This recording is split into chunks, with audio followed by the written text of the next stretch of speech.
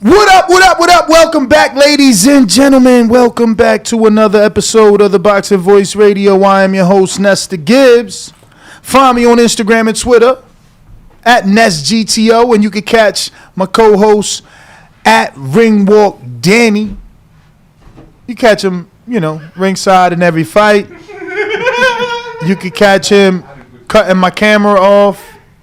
You could catch him leaving his hat somewhere and still being ashamed that he's now shaving his head bald, and he doesn't want to let y'all know he hasn't done this grand reveal yet. So he ran out of the studio just now.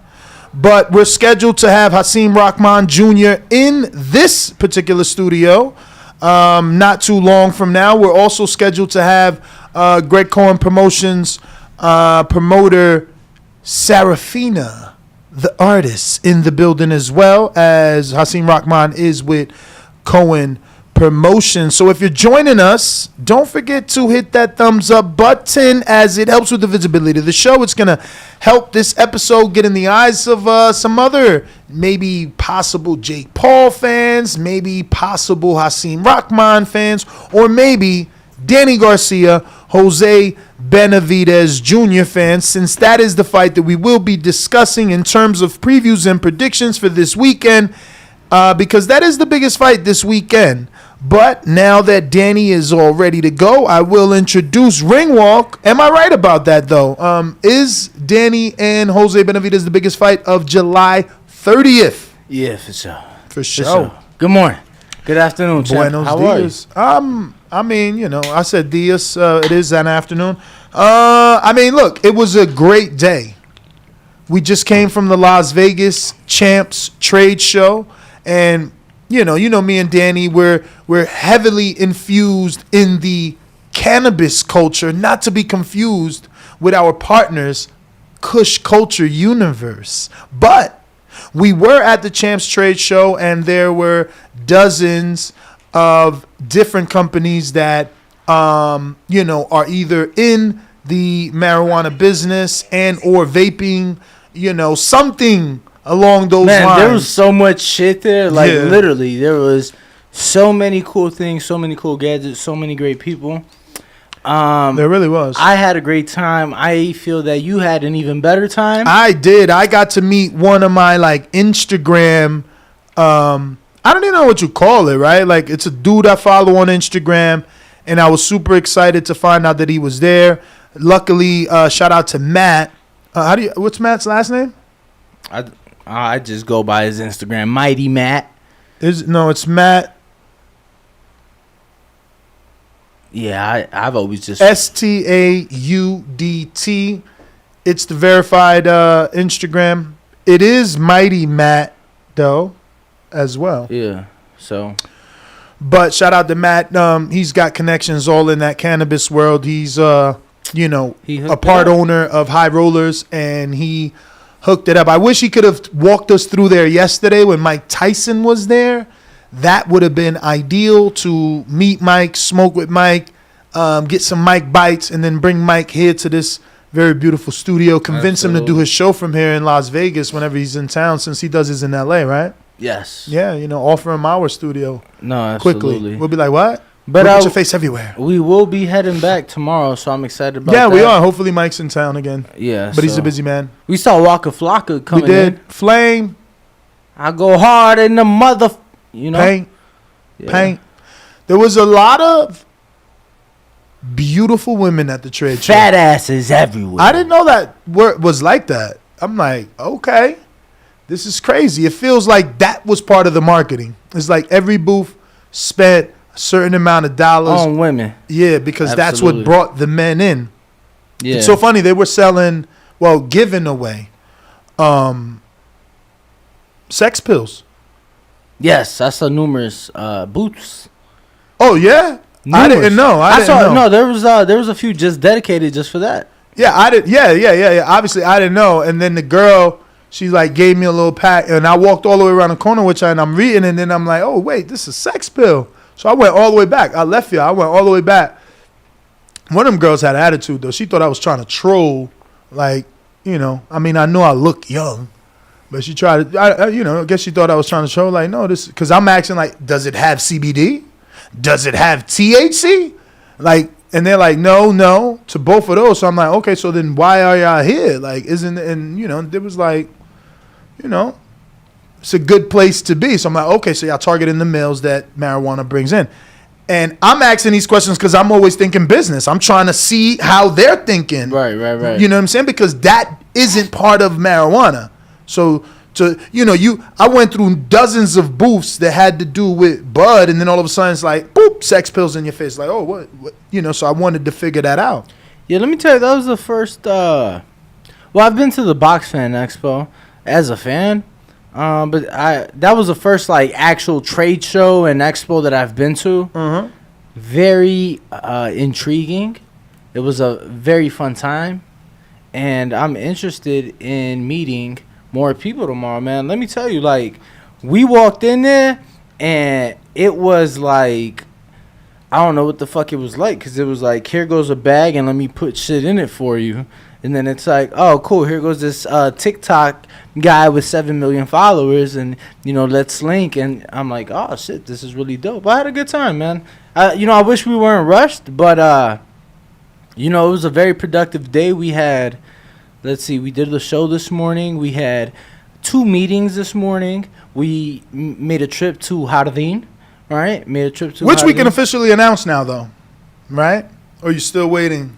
Oh, I just for them to put out like that press release. I mean, I just didn't know if you just wanted to like blurt it out. I mean, we have an official date. Yeah, I know, but you want more than that? I would like to announce it maybe via a post. He wants that social media love. You see this guy? That's a fit. That makes it official. He's so not a co-host, right? Like he don't want to announce it to his audience. He wants to announce it to his audience, his social media. No. Yes. Bro, I just feel that if we were to put out why not do both? Video via Instagram or YouTube, right? We could blast. But aren't we doing that? So you want that to be the announcement? Of course. Jesus Christ, August 4th, then editing time.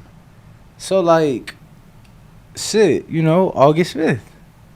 August 6th. You're not even factoring in editing time, but I hear you. So listen. what? 3 days of editing time? We're literally talking maybe. If we were to do 1 week editing time, we're talking 2 weeks. All right, bro. You're the man. But what you think? I'm like a big kid, man. No, I'm excited. I'm excited. For me, this was a hobby. I didn't have anyone to talk boxing with, and I reached out to Twitter, found me hundreds of boxers. Then that turned into thousands, and here I am. So this announcement, this is a cherry on top of the cake. For me, it's another notch on the belt. It's more validation. It's so much, honestly. So yeah, but it also means I got to take this call. No worries, champ. No worries. That is just the way it is in the life that we live when we are very, very, very busy, man. And always networking, always reaching out. But nonetheless, we should have Hasim Rahman Jr. live in studio in a matter of moments alongside Sarafina. You remember last time when Rahman Jr. came on and his Instagram name was .Jr.? I do. So now I don't know what was going on, but he mentioned he couldn't get it changed because somebody pretty much stole his name. But now he has it as Hasim Rahman Jr. So he actually got the Instagram name that he needed some kind of way between now and like 3 weeks ago. Yo, that's crazy. I know. I mean, what was it that? It's been like a month. Okay. Yo, that's crazy because I'm gonna be honest. 99% of the time, bro, I would not have remembered that shit. You get what I'm saying? I would not have remembered the fact that his Instagram was what it was when we did have him on the show.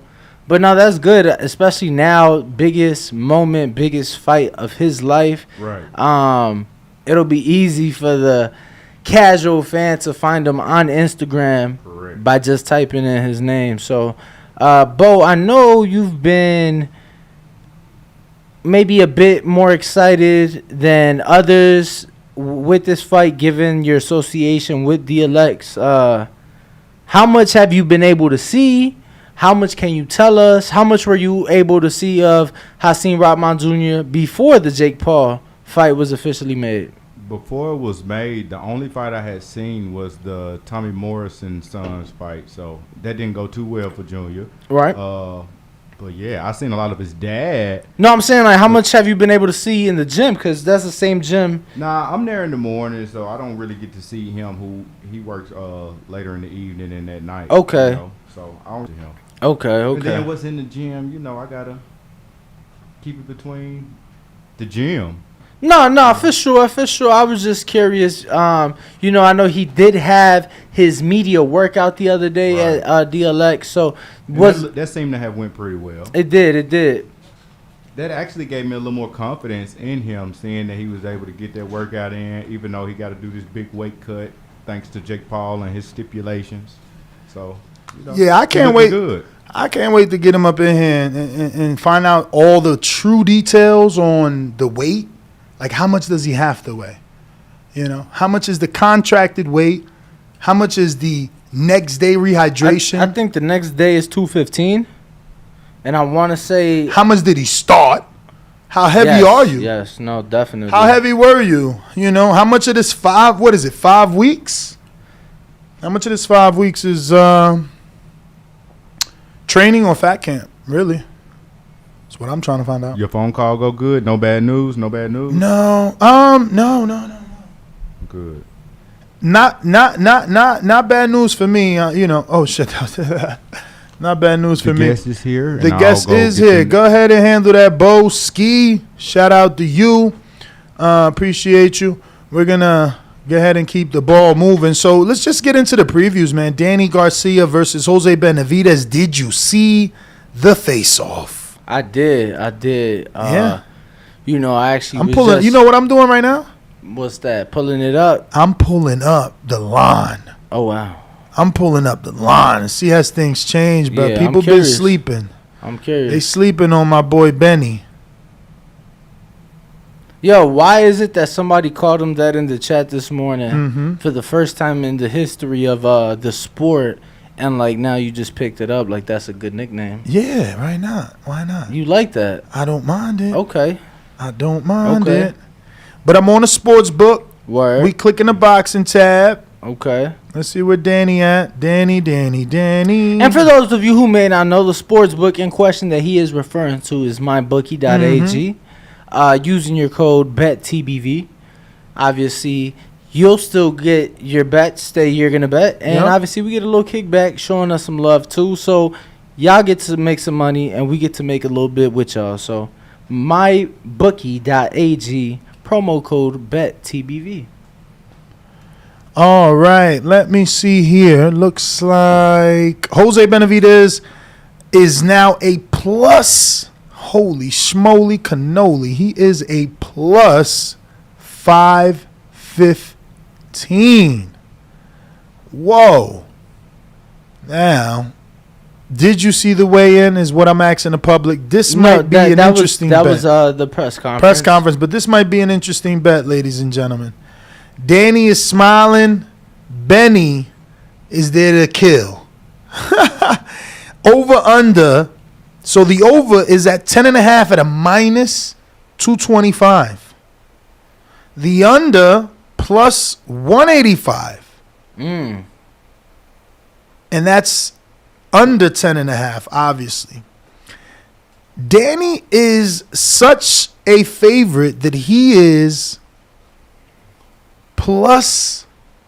minus 735. That's crazy. Just money line? Just money line, bro. Minus 735. Exactly. So for those of you tuned in that may not understand understand betting, what that means is if you just want to bet Danny Garcia to win no matter how it is, you have to bet $735 just to win $100 back. Crazy. You got to bet 140 on decision just to make a hundo on Danny. I mean, they got him really, really huge favorite here. especially not by knockout. huge, not huge. No, that's pretty big, and especially by knockout. Given that you said it's only minus 140 by decision, meaning pretty even money on Danny Garcia by decision. So if you think that he does win, but you don't think that he stops Jose Benavidez Jr., that would probably be your best bet, because that right there is pretty damn near. That's damn near even money right there. Yeah, man. That's very, very interesting. How certain is this Danny by decision, bro? Ness, I haven't done too much prop bets in boxing these last few years, honestly, since the pandemic. I really haven't bet much on boxing. So if you bet the group rounds, like round 7 through 12. Yeah. So if it goes to decision, does that still cover? Nah. Okay. Come on. You went to decision. You got to have different type of outcome. See, and the reason I'm asking, I know the sports books and the streets are different, but we, for all the fight parties, we always used to do the just, all right, cool, you chip in and you just pick a number out of the hat. So if it's 12 rounds, it's 12 numbers. And if you got the 12th round, the decision or the knockout got you the win. Whoa. Yeah, so if you got the 12th. But wait, because what if you got the knockout in the second? How the hell does that give the dude who picked the 12th to win? No. It would give it to the guy who got the second round. But I'm saying if it went to decision, whoever got the 12th round would get the victory, because he technically won in 12 rounds. That's why I was asking, because I haven't really done too much group betting. I've done like over-unders. I've done specific rounds, not too much group betting. That's why I was asking, because you're the pro. Yeah, I'm not even going to lie to you. As much as I love my bookie and I'm affiliated with them, I miss FanDuel and DraftKings. They always had group rounds. Man, always got group rounds. Let me tell you, last year, yeah, I know you're like boxing only, but last year I watched probably the most baseball I've ever seen in my life, right? And I've seen baseball like my whole life, played baseball, everything. Last year, I bet so much baseball, bro. I had a bookie in Chicago. Like a real bookie? Nah, it was just, bro, FanDuel and DraftKings is legal in Chicago, and they just gave me so many more options and so many better options betting baseball that I'm like, fuck it. So every single morning, I'd text him my picks. Like, he would put them in on his account. On his account. And charge you a percentage? He charged me a percentage. Call you Gamblers Anonymous. Charge me a percentage. Nah, that's my man's in them, though. That's my man's in them. You know? We made a few dollars together. We ate together. Real friends. We ate together. For real. Well, I want to eat, and if you want to help me eat, you know to use my code BETTBV when you making a bet. I don't know if that's gonna be Danny Garcia, cause I'm not sure. I got to show you guys this weigh-in. This face-off. It's on Jose Benavidez, a senior. He's a proud dad. He's posted everything. And shout out to the Benavidez family. Obviously, check this out. Have showed us love this year and throughout the years. Here this is. Look who breaks first. Look who breaks stare. Second, look who breaks smirk or smile or stare down. Danny. Look, Danny want to make games. He want to say how, he ain't that tall, but he's smiling and he's smirking. Yeah, and I get it. Some people could do that and then turn it on fight night, but I don't know. That ain't the energy. That ain't the energy I ever want to see. It's like, dog, this killer be killed. Like, what is you doing here trying to be friends right now? I hope that's a mind game to try to soften him up and get him to think you being friend, but I don't think he interpreted in that. I think Benavidez is reading that like, yeah, I'm about to be on your ass. Look at that, man. And even shout out to Fight Hype, even though it's Benavidez that posted. Fight Hub. Yep, that's what I meant. And even still, Ness, let me say something to you really quick. I saw on Showtime Boxing's Instagram page a moment from the press conference where Angel Garcia and Jose Benavidez Jr. had an exchange of words. And let me tell you, at the end of the day, it's gonna be Jose Benavidez Jr. and it's gonna be Danny Garcia that step into that ring Saturday night. Yeah, but I love that Angel does that because he does it for his son. No, so absolutely. his son doesn't have to get absolutely. out all mentally frustrated or mentally in the wrong space. He picks at the opponent's brain. But I do have that clip that you're talking about. Eye to eye, you the same size. Doesn't matter. When you eye to eye, you the same size. Big dog, listen. I'll show you who the big dog is. Listen, I'm gonna show you guys. Be ready. You know, I don't have to say much. I don't have to say much. No, I'm gonna let my face do the talking, all right? Brother, That's exactly. So don't underestimate the bad guy. Nobody's underestimating anybody. You ain't for a good fight. I told you guys, you know, thank Listen, you for you don't have no skills, Papa. Okay, and you guys don't. You don't have no skills, Papa. I mean, Papa, seen you in your we'll see, video. okay, don't matter. I mean, your last you fight guys was lost to fucking Porter. Porter's garbage. Listen, I'm gonna call you. Oh, shit. Okay, look. How many fights you check had this out. Jack, Bruh, what happened? I want to see Porter's reaction to that. Porter better react to that. He said, you lost to fucking Porter. Porter's garbage. Yeah, that's kind of disrespectful. I ain't hear that shit earlier when you played No, I didn't either. I'm gonna be honest with you. But I was so caught up. it. Look at Jamel Herring. What Jamel say? He said, Porter's garbage? With the thinking emoji, and then he's like, Sean ain't do nothing to nobody. Word is born. Yo, Fernando Vargas, who was just downstairs training his girlfriend and training himself, he put like 5 laughing out loud emojis. Yo, no, it's crazy. I was just gonna say, as he was leaving, right, literally right before he got into his car, he asked me, he's like, yo, what do you think about that Danny and Benavidez Jr.? He's like, oh, really? Yeah, he was like, I ain't hear that. Yeah, he was like, did you see the press conference? I'm like, I did. He's like, you saw Danny broke first. Exactly. And that's a fighter. See what I said? No, watch. And I was like, and you've seen fighters that break first still knock the motherfucker out on the night. He's like, nah, you right. That's true. So I'm like, man, it just depends, because at the end of the day, the only 2 guys getting in the ring. So, but I know that our guests have arrived. Bo should be getting them set up in the ring. Why Mama's boy said this? How people get jumped in Power Book? Why you brought Sean name up? It's true. Sean was just walking by. He got shot with that bullet. He ain't do nothing to nobody. Oh, so you watch Power? No. Ain't that what he said? Power Book? Yeah. But I'm just talking about in general, shots fired. Sean probably was having a great day today, and I'm talking about Porter. You know 100 million thousand people done tagged him on this. Sean don't even bother nobody. My man's go to church. That's what I'm saying. You know what I mean? That shit was hilarious though. You know it was. Nah, that shit was funny. Yo, Angel knows how to pick people's buttons, man. It's hilarious. Word. But we do have our first guests both in the building. What's going on, champ? And the lovely Sarafina, the artist. What's up? Damn, so you just coming out of the doctor's or something? Man, I had to get blood work today. It's all good. So we'll give you guys a few minutes to get them headphones and microphones situated. Yup. Yeah.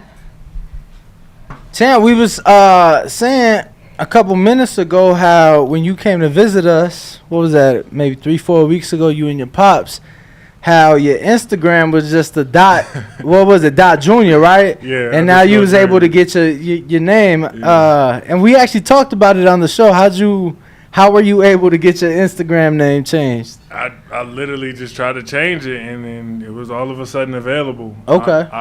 Before, when I tried to do that before, it was never like I could do it, and then it was like this unlock button was put on my name, so I just. Was that before or after the announcement of the fight? It was like the same, all in the same day that all happened. Damn, the power of social media. Yeah, it's crazy. It's crazy. You look very happy. I am. I'm happy to be here. I'm happy to be here again. And like I said last time I was here, you know, Allah takes nothing away from you without giving you equal or greater. So here I am. For sure, man. Yeah, and you know, sticking to exactly what you just said, right? People feel like, oh, you just lost to Lippy Morrison, right? So you're probably going to be vulnerable for Jake. But I feel the opposite. If the weight cut doesn't affect you, you're a big guy. Like, I'm seeing you in person. Like, you're a big guy. Yeah, I mean, you know, I took and I didn't even fight Lippy. I fought Kenzie. Oh. So I took Kenzie's size for granted. Yes. He was in there, and he was bigger than me, and he was taller than me, bigger than me, way more than me. And you took them shots for a while. I did, and but I actually took just the sheer size. I took it for granted, and you know, it's something that you don't really realize until you in there. It's kind of like Deontay Wilder and Tyson Fury. Yeah, exactly. And you know, it took Deontay. Look at the weight difference between the first fight and the third fight. He knew that he had to be bigger, and you know. But Jake is taking that advantage away from you by putting you in all these weight cuts and restrictions. Can you just walk us through exactly what is going on with the weight? We found different things on the internet, so we just want to hear it out the horse's mouth. Well, he thinks that, you know what I'm saying, that's going to play to his advantage, but really it's getting me in, and you know, I've had to just up my track workouts. Now my track workouts longer, and I wasn't even on the track like that before in my career. Now I'm on the track 3-4 times a week. I mean, strength and conditioning almost every day, and on top of all of that, I'm in the boxing gym every single day. So you know, he really just lit a fire in me, and it just, you know, it's just more work. And the biggest thing has been actually the nutrition. Me bringing in a nutritionist and being able to feel myself for all these workouts and be able to give them all 100% so that the weight could come down and I could actually feel like a pro athlete while I'm performing and doing my job. For sure. So how much did you weigh the day you got the call, hey, you want this Jake Paul fight? A lot, too much. I weighed a lot. What? I mean, all right. So at the weigh-in for my last fight, I was 224, and then, you know, this call came almost like a month and a half after that, and you know, nobody's walking around at the weight that they fighting. So what? It was like probably 230, 232, something like that. And you have to be 215? No, I had to be 200. Whoa. At the weigh-in, and then 215 the morning of, is that correct? 214 the next day at noon. Okay, 214. And then afternoon you can go up. Yeah, but that's not what they had offered at first. You know, they sent me a contract, and they had it. They was like, look, you this is a non-negotiable deal. You cannot negotiate on this deal. We're not taking anything. It's take it or leave it. And from Jake's mouth, if you don't take it, he'll never fight you again. He'll never give you this opportunity to be able to fight him again. So I looked at it like, you know, this is not the toughest opponent I had, and it's the most money that I've been offered. So I'm like, I got to roll with that. I can make the weight. I fought at cruiserweight as an amateur. So I was like, you know, it's been a few years, but I can get back down there. So I'm just about to prove the world wrong. How much you weighing today? Today I am not far. I'm on track to hit the weight. I'm thinking I may even weigh in 199. If you know, so if I stay on the track that I am now. I was arguing with Ibn, the coach. My uncle. Oh, that's your. Oh shit! No wonder. No wonder, bro. I'm going at. He's like, man, he gonna knock him out. He gonna knock him out. And I came in the next morning like, yo, let's check the line, man. I was arguing with Cody Crowley trainer, and he gonna knock him out. So now I'm looking for you to knock him out, but I'm arguing for Jake. I'm like, this guy's the real deal. I feel like he's the real deal. We got cases. See, people don't think so because of the whole social media, but think of Sergio Martinez. He started at 21. Jake ain't that old. He started about the same age as Sergio Martinez. So Martinez obviously was some sort of soccer player or something. So people say, at least he was an athlete. I think Jake is taking it serious. We've interviewed enough people that have sparred him. You yourself have sparred him. But Steve Cunningham is someone I respect. And he's a 2-time world champion, cruiserweight. And he speaks highly of Jake Paul. You've been in there with him, man. What did you think? Because I hear that was, what, three years ago? Yeah, it was like 18 months ago, and then Okay. probably 24 months ago I sparred him twice. So How much of a novice was he when you sparred him? Did he seem like a novice when you sparred him? the first time he was very green, and then the second time it was like, okay, he take this serious. He's been doing it, but it's really difficult to gauge someone when you have handicaps on you, like when it's like, don't go too hard on this guy, or he's not gonna pay you, or Damn, or he's not gonna pay you. don't go too hard on this guy, or we're not gonna be able to get him to pay you. And then we was in the middle of a pandemic at the time. Nobody had any fights except for him. So and Tyson and Jones. So he had already been in training camp for months and months because the fight was supposed to be in September. Then it got pushed back to November. Mm-hmm. I was brought in to spar him one time in October. So it was like, okay, I just get off the couch and box this dude. But, I couldn't turn southpaw, couldn't really put my full effort forth. So they didn't ask me to, but I only used one hand when I was boxing him just to show, like, this dude not nowhere near my level. So, and I didn't even let them know that until after I had already signed the fight. Like, all right, well, now when y'all, because I know they got the footage. So I'm like, all right, now when y'all go look at the footage, now y'all going to see, like, dang, he really was only using one hand. And that's just something I kept in my mind and, in my back pocket. But, more power to him. He think he going to come. He think he going to win and do his thing. And, I'm just here to fight. Now, can you talk about the financial penalties?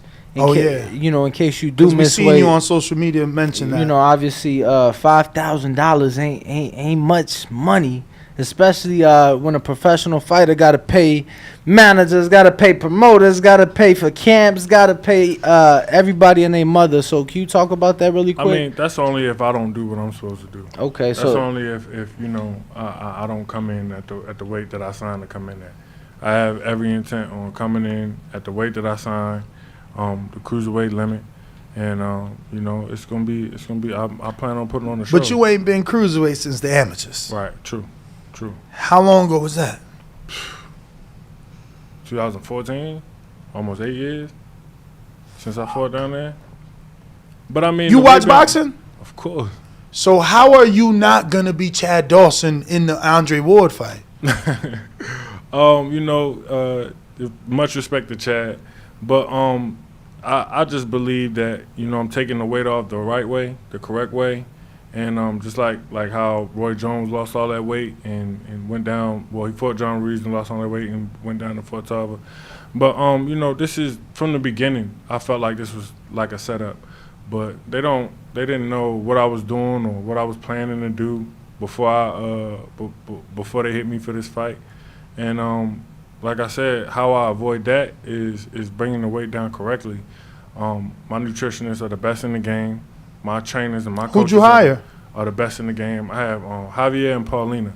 I don't know their last names, but I got Javier and Paulina. They're well known throughout the UFC and throughout USA boxing, and they're the best at this. And I can see it clearly in my weight coming down. And they check on me every day.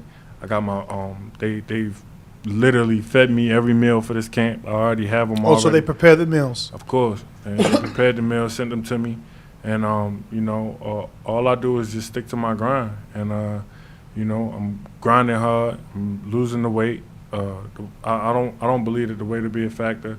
Shout out to the New York State Athletic Commission for giving me the extra weight that they did, because the original weight that they sent, it just wasn't gonna fly with the commission. So they gave me a little extra weight, so I got some extra pounds there, and I got some extra time.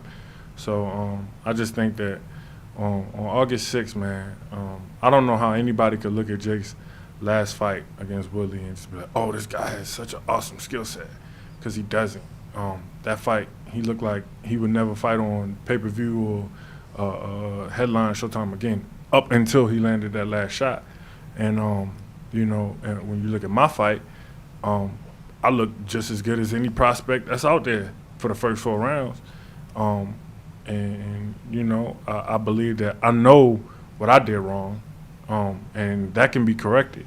But can the what he has to correct is far leaps and bounds to what I had to correct. When you watch him fight, he makes so many I mean, just the way he throws punches, just the way he conducts himself in the ring. I don't see how, people can look at him as this world beater. And, I just look to go out there and stick to the basics of boxing. And, Allahu Allah, Allah knows best what's going to happen. But I feel like my skill set is much better than his. And the problems that I have, I've corrected. And this is my time. How many amateur fights do you have?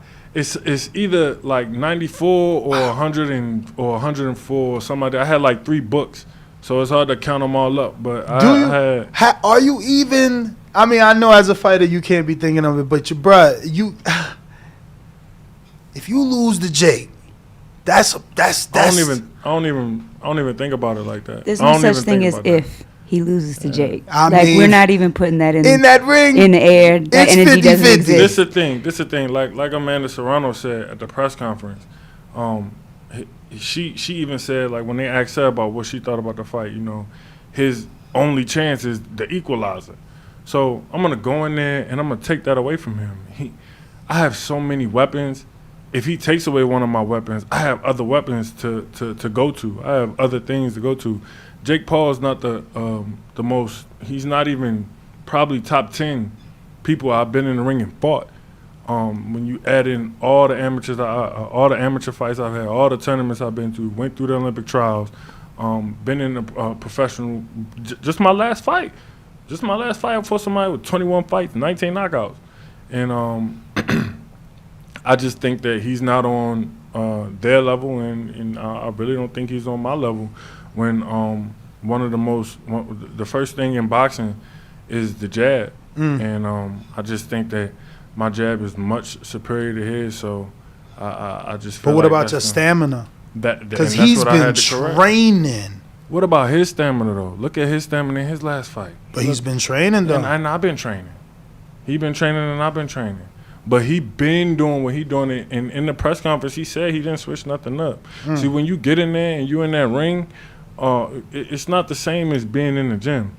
You have to breathe different. Yeah, the anxiety is definitely going to be different under them lights. And one thing for sure, 2 things for certain, he looked completely, everybody keep talking about my stamina, my cardio, but what about his? He looked crazy in there with Willie. But he the A-side. But he looked crazy in there with Willie, who's a welterweight. Still now he's gonna have a 6'3" heavyweight throwing.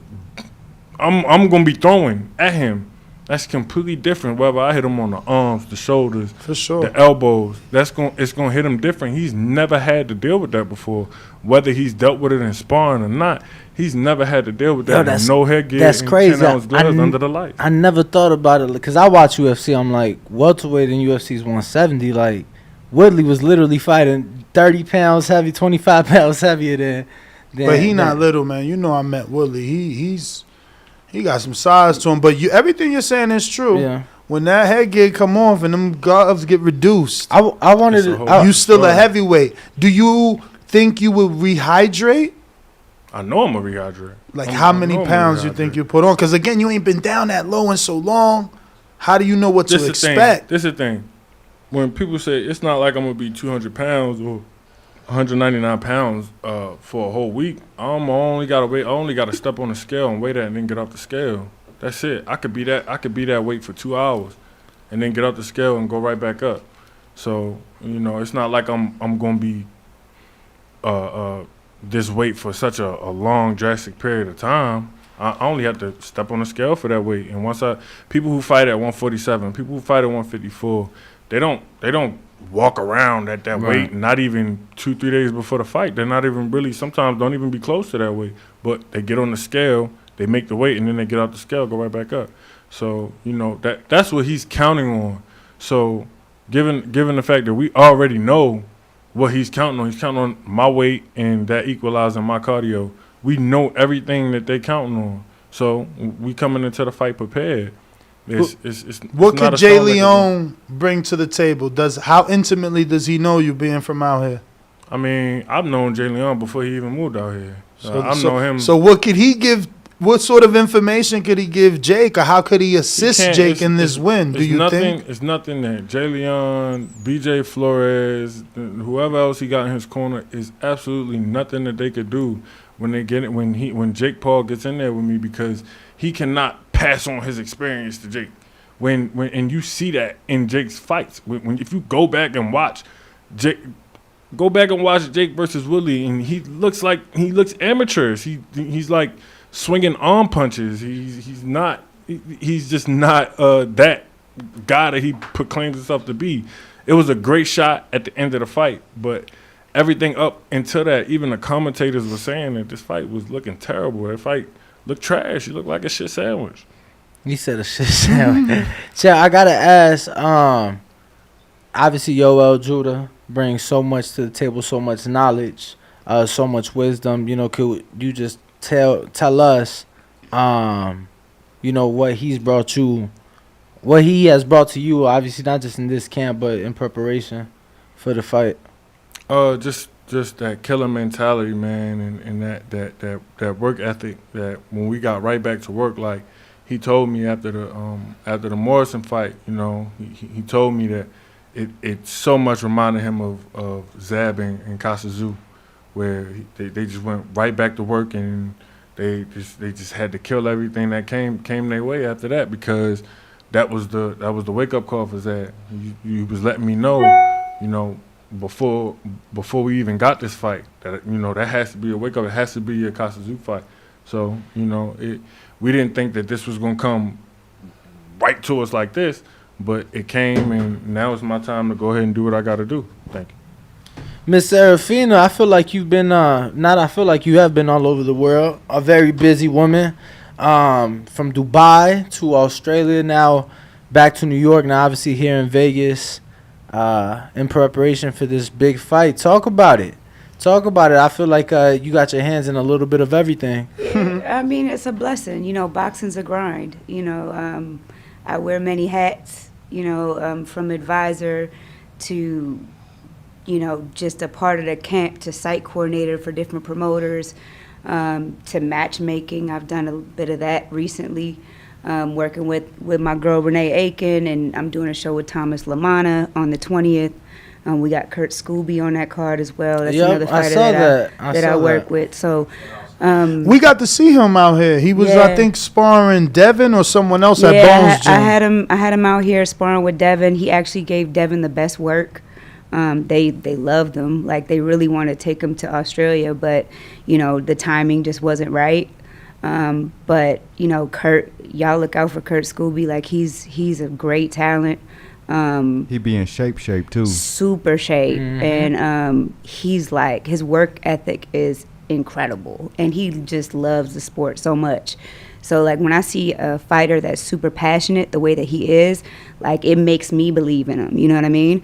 So, you know, and I'm a big advocate for the women. You know, I've picked up a few females. Like, obviously, I've had my girl Melissa Hernandez, who I looked up to since MySpace days. I remember we met on MySpace.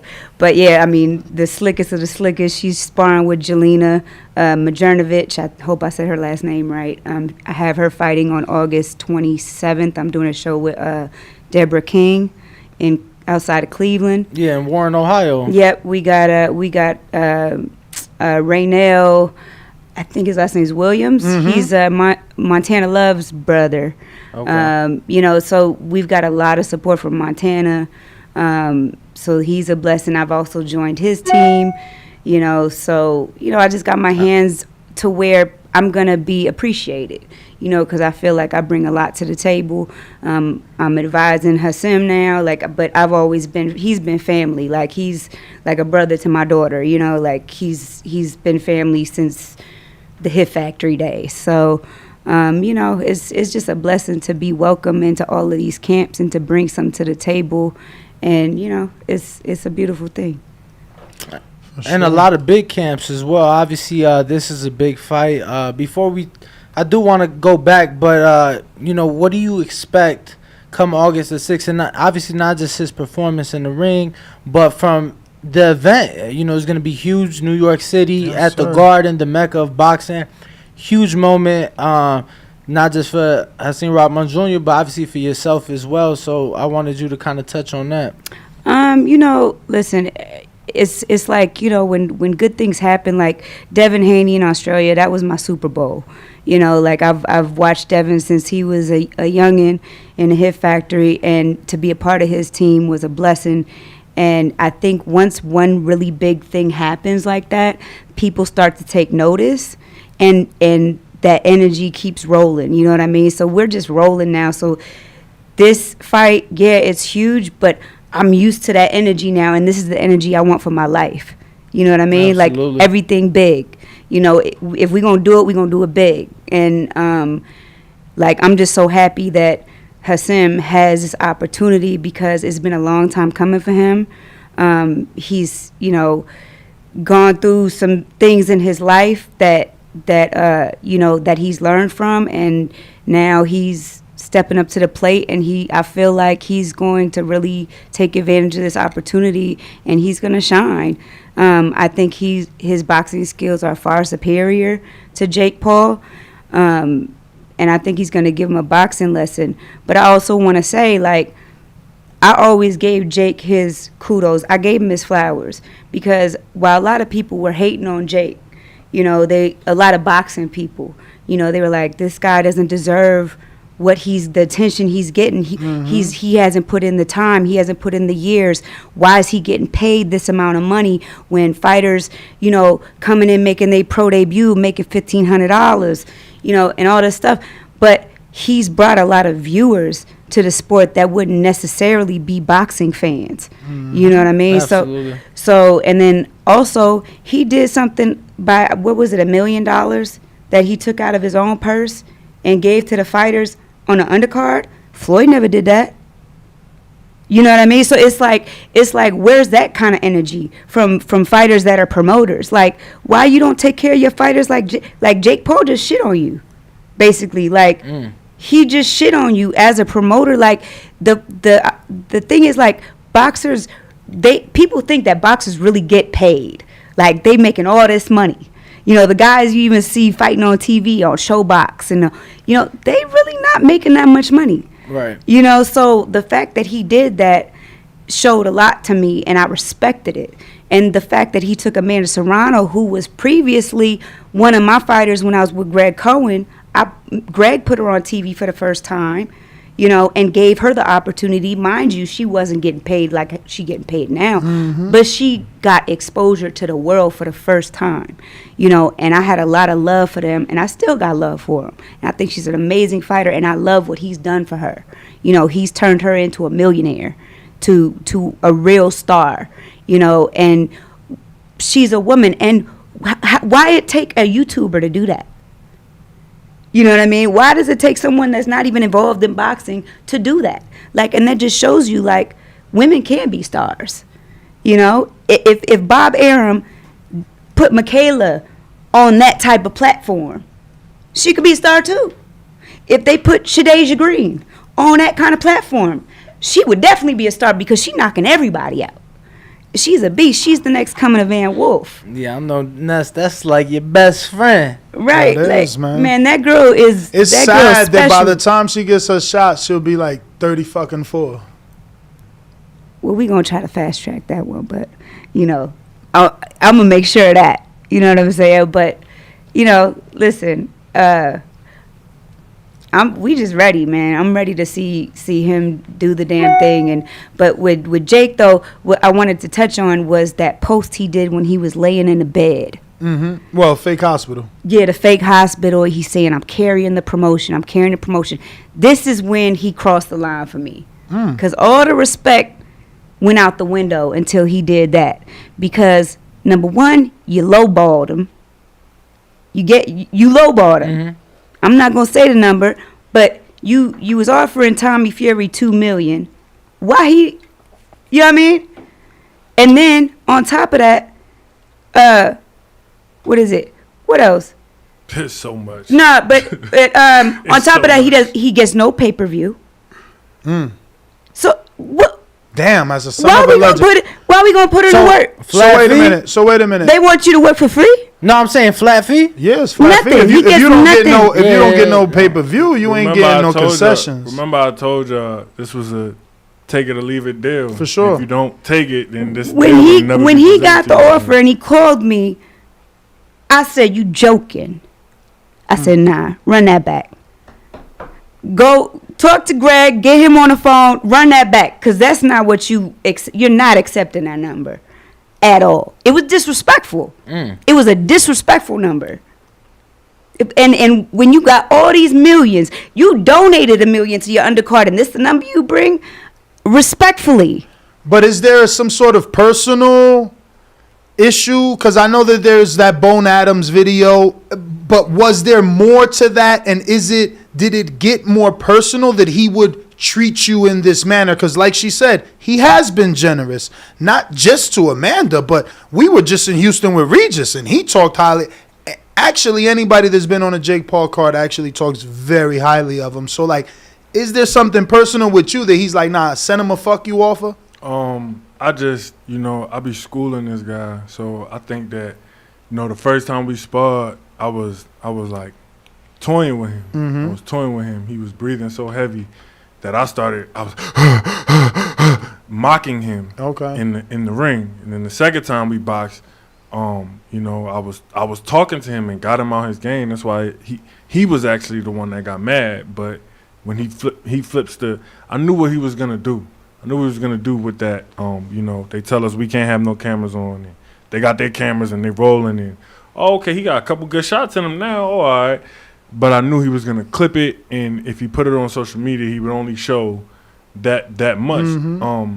His lack of respect, his disrespect for not only me but for the sport was what you seen when he posted. That's why I was mad. I was never mad about what happened in the ring, because it was like a not even. He explains the sparring session as a heated sparring session. How can it be a heated sparring session if I'm in there only using one hand? Is my take from it. Like, you turning your back and running from me like a novice. How is this a heated sparring session?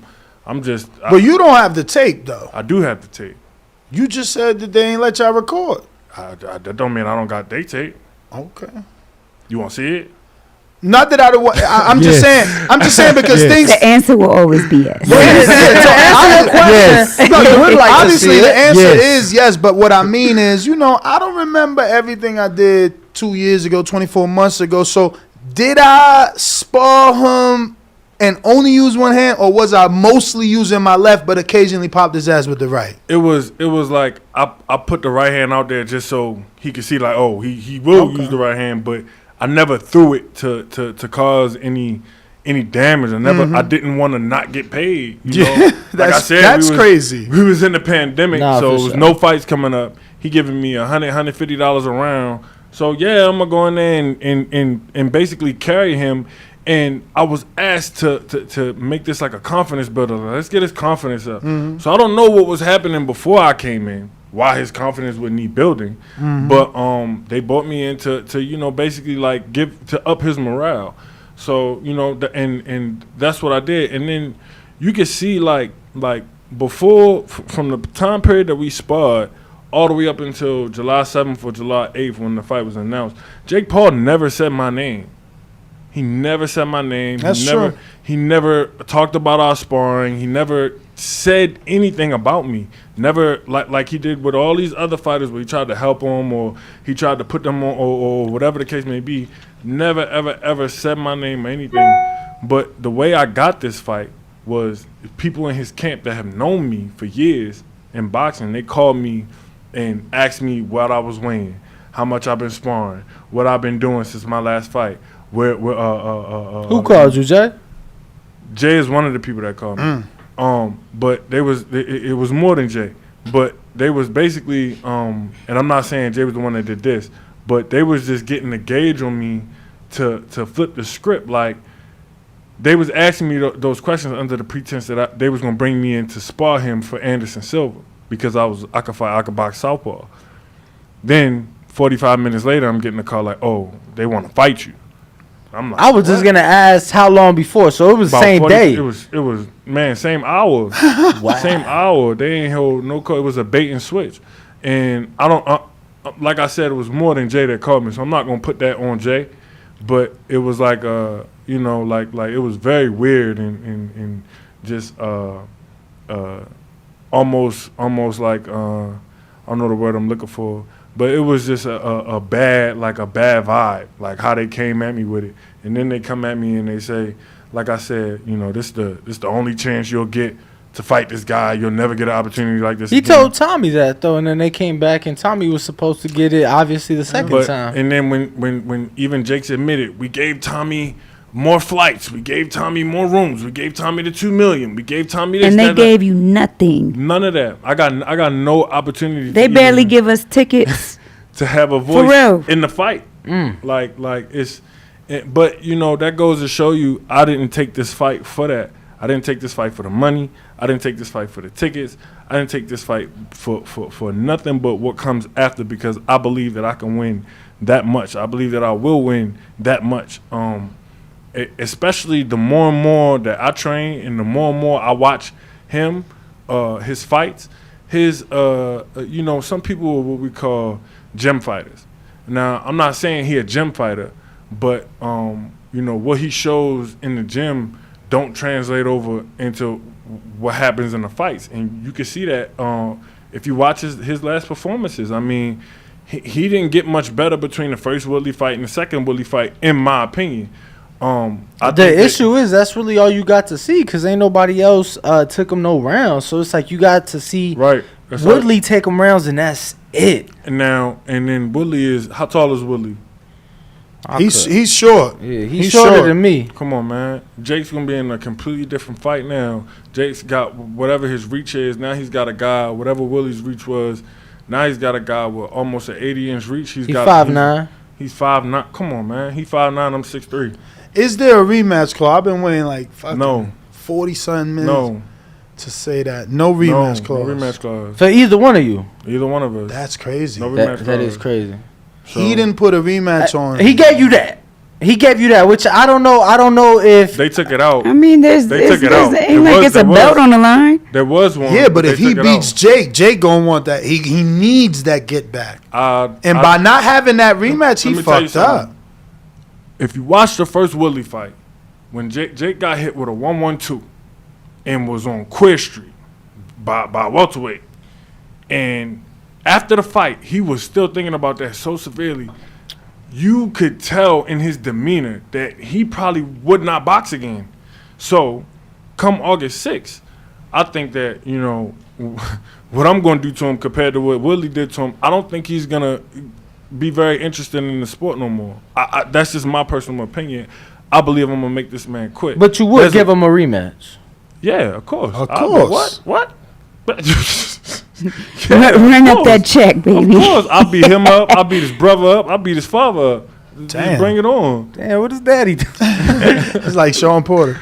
Yo, yeah, that was fucked up, man. Why he bring up Sean Porter like that, man? That was fucked up. You seen that? No, what happened? Man, then Angel Garcia and Jose Benavidez Jr. got into it at the Barclays at the press conference, and Jose That was like, today, right? Yes, Right. and he's like, "You lost to Sean Porter. He a terrible fighter." I'm like, man, Sean ain't bothering nobody. Sean a multiple-time world champion. Right, yeah, that was wild. That's wild. Because, you know, Sean is probably the best engine that boxing has seen in the past 20, 30 years. Nah, Like, we said he has an incredible engine as far as go in him. So, do you think?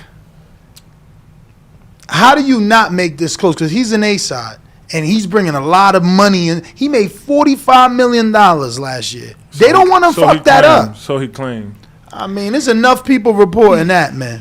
They don't want. That's what he's Listen, claiming. Showtime don't want to mess it up. They ain't doing pay-per-views for no reason. Right? Yeah, and Steven Espinoza just came out this week saying that he looks forward to that Jake Paul relationship to be a long, lasting relationship. So obviously, What I have to do is what I know how to do, and what I've been doing. I go in there and I'm gonna dominate this man.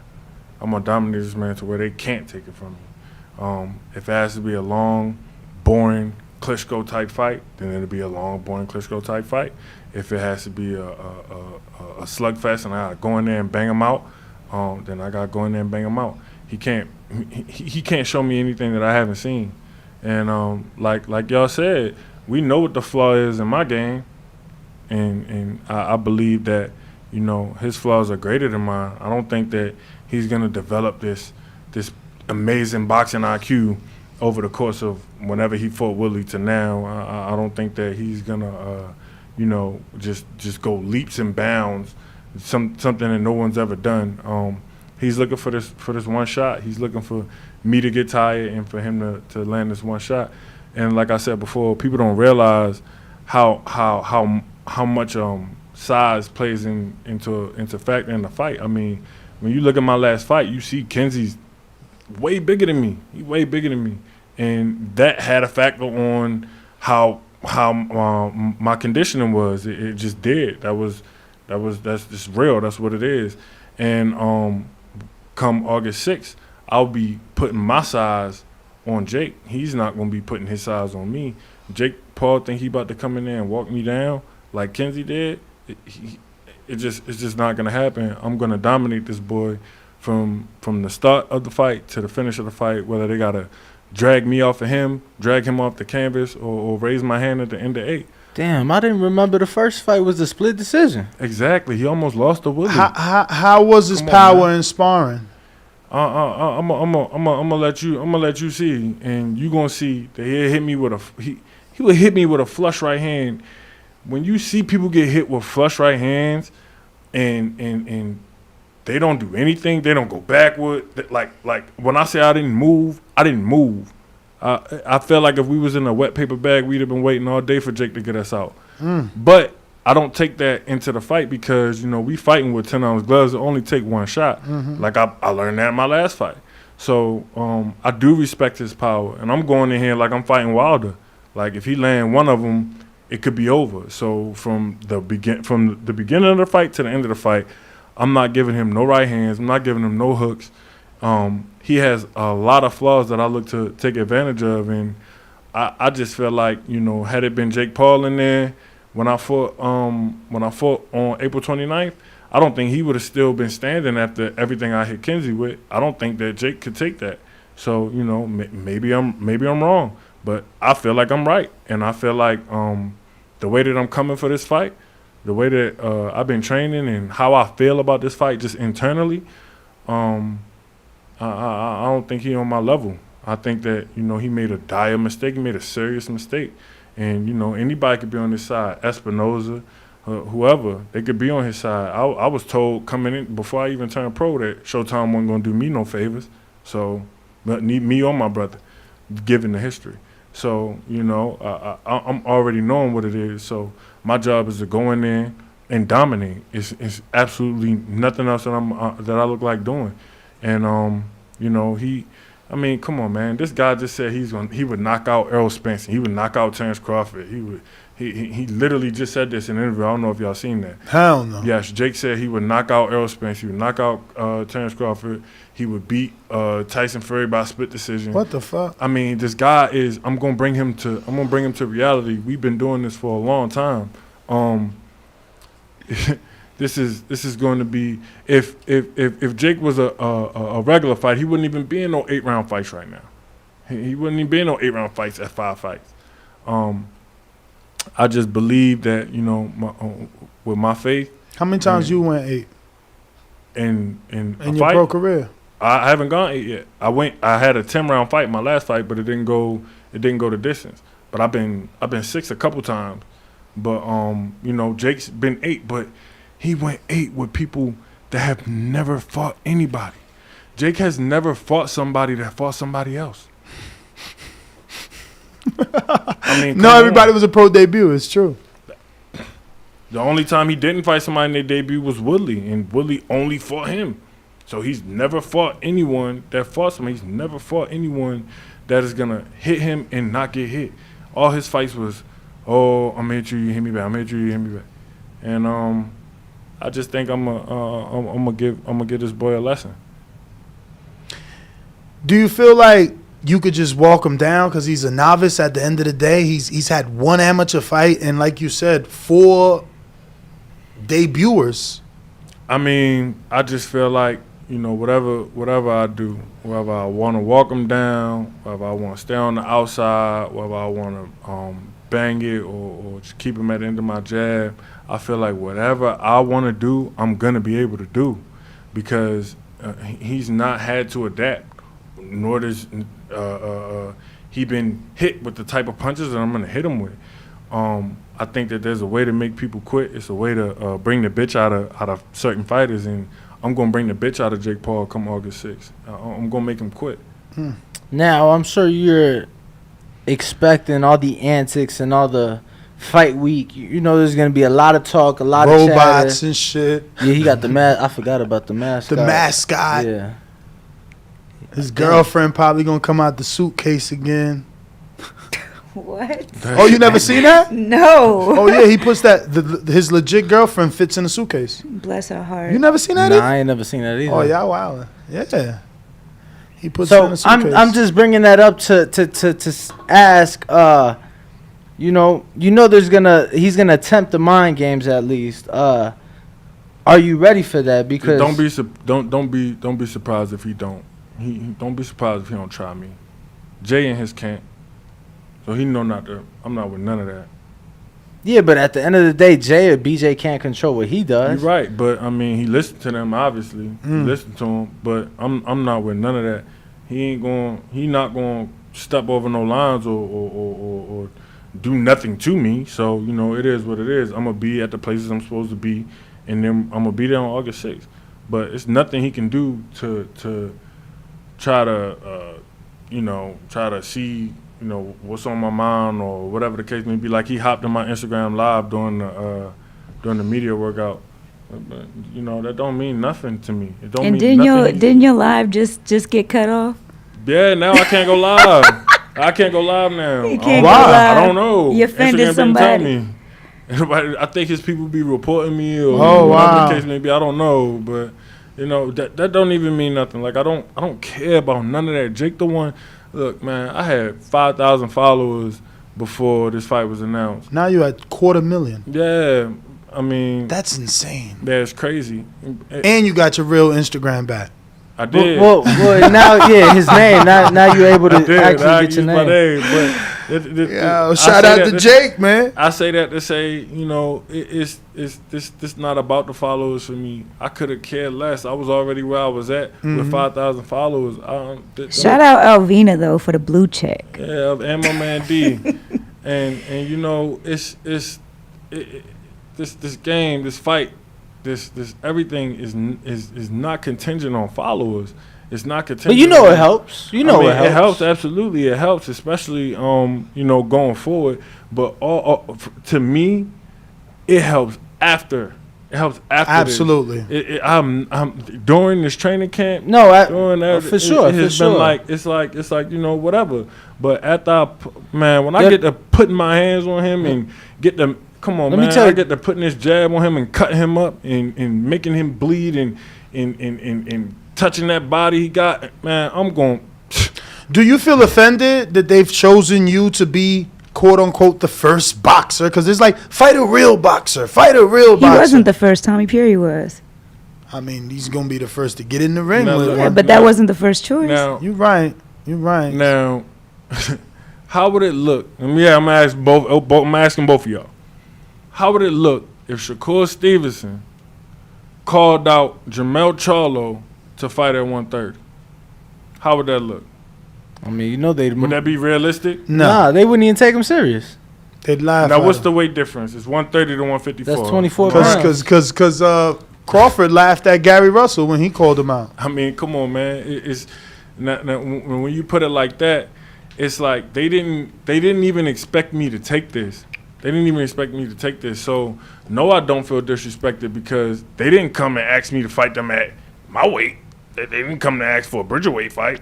They didn't come to ask for a heavyweight fight. They want me to. They wanted me to say no, and they wanted me to say no so that they could say, "Oh, we offered to fight Hasim Rahman Jr. and he said no." Come on, or like I said, like he did with the clip. He held that clip for 2 years. He held that clip for 2 years. Never said a word. Until now that we about to fight, now But you want to put it out there. You know that's how it go. Look at Ray J. How long did he hold that for? Right. You know what I'm saying? Like, Yo, while my mind was going through every boxer, like Ray J. Oh shit, he talking about Ray J. you know that's how that shit go, champ. Yeah, but I mean that's not like in boxing. That's not how it go with traditional boxing. That's something that they bring into the table. That's his marketing game. That's what it is. And that's the thing. Like I know that, but at the end of the day, I'm gonna be able to be like, yo, I Jake Paul. I pretty much got him to give me this fight. So let me get this off. So your father's in your corner and Yoel Judah's in your corner. Yes. And then someone from DLX is in your corner, or no? Yeah, Marshall Enza, he'll be in my corner. And anyone else? Sharif. That's a lot of people. A lot of wisdom, a lot of knowledge. Yeah, I mean, listen. Y'all got to get Sharif on here, man. I got to get Sharif on the boxing floor. No, absolutely. We got him. That's the producer. He worked with y'all over there in DLX.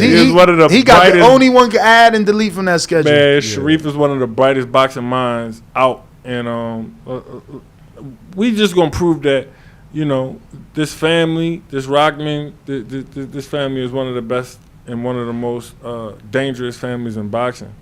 And I go and put my legacy and my family's legacy. It's all on the line come August 6th, and I'm not coming up short. It is. I'm telling you. I mean, sheesh. I am feeling convinced, and you are plus money. I like to bet. I bet weekly. You're plus money right now. Like, if you can really do what you say, you're going to make a lot of people rich. I don't even know what all that means. All I plus know money means you're an underdog, but we can make money off you. So, hypothetically, for every $100 I bet, I make 105 plus my 100. You know the odds right now? Yeah. He plus 105, Jake is minus 210. So regardless, you are underdog. Mm-hmm. But that's good for the people that believe in you. I mean, shout out to all the people that believe in me. I can plan. Jake Paul can plan. My team can plan. His team can plan. But Allah is the best of planners. Only Allah knows what's going to happen. But I know that when I get in there, I'm going to put my best foot forward. And I know that my best beats his best. I know that not even my best beats his best. I know that he has not seen. It should. And I know that what he's looking for. And he doesn't. This is the thing. If me and McKenzie got the same managers and we got the same team and we were both on the platter, why did you pick me? Why you ain't pick Kenzie? If Kenzie the one that just won, he don't believe in himself that much. I believe in my skill set as far as boxing skills is better than Kenzie and Jake. But Kenzie wound up getting Kenzie was the better man on April 29th. I think that there were things in that fight that I could have changed.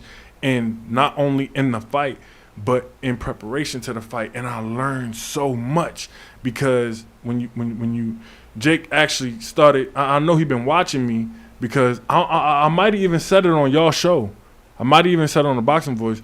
But you don't see guys at 12-0 fighting guys, especially at heavyweight, fighting guys at 21 fights with 19 knockouts. You do not see it. Even if you go back and look at the history of the sport, you will rarely see someone with 12 fight someone, another undefeated fighter with 90% knockout ratio. You won't see it.